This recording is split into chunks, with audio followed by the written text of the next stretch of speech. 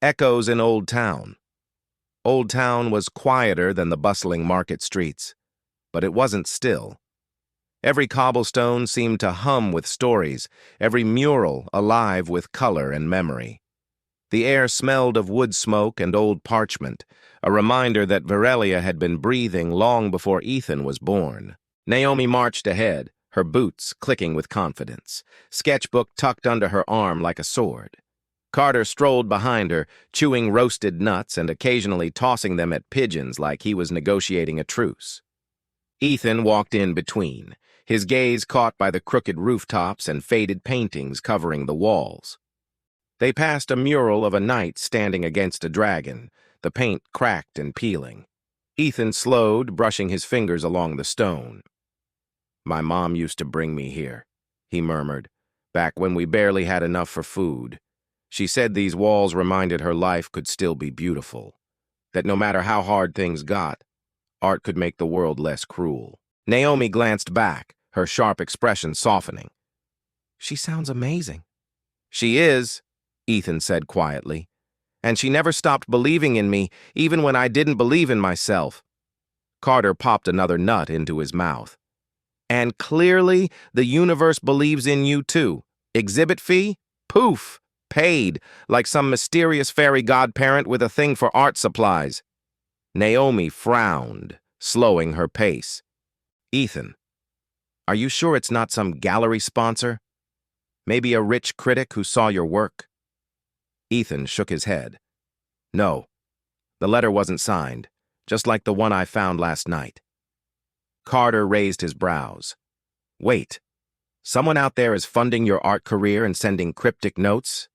Oh, this is getting good. Please tell me the next letter comes with a treasure map." Ethan shot him a look, but Carter only grinned. Naomi, on the other hand, was serious. "This doesn't feel random. Your mom had a sponsor too, right? Someone who gave her the money to start her cafe?" Ethan's grip on his sketchpad tightened. "Yeah. She never knew who it was. She just said they gave her a chance when no one else would. And now, it feels like history repeating itself." Naomi stopped walking, planting herself in front of him. "Ethan, you don't just get two mysterious benefactors in one lifetime. Someone is watching your family closely." The words made Ethan's chest tighten. He glanced at the painted knight on the wall, its shield cracked, its sword faded. Suddenly, he didn't feel like the hero in the mural. He felt like the crumbling stone beneath it. They ducked into a narrow alley lined with old shops. Carter paused in front of a dusty bookstore, reading the crooked sign aloud. "Antiquities and oddities. Sounds like a great place to find cursed objects." Naomi shoved him. "Keep moving." But Ethan hesitated, staring at the display window. Inside, between stacks of books, he swore he saw a painting, half-finished, brush strokes wild, eerily similar to his own. He blinked, and it was gone. Just a trick of the light, or maybe his nerves playing with him. Naomi tugged his sleeve. "Ethan, you good?" "Yeah," he said, though his voice was unsteady. "Just thought I saw something." Carter peered in the window. "Probably just dust, or a ghost. Either way, 10 out of 10 do not recommend." Naomi rolled her eyes, but Ethan's unease lingered as they walked on. By the time the sun dipped low, Old Town glowed with lantern light. The murals seemed to watch them, faces hidden in the paint. Ethan couldn't shake the feeling of being followed, not by footsteps, but by eyes. Back at the studio, Carter collapsed dramatically onto the couch, scattering crumbs everywhere. Naomi perched on a stool, flipping open her sketchbook. Ethan sat before his canvas, staring at the bold strokes he'd made the night before. The note still burned in his mind. "Your art is more important than you realize.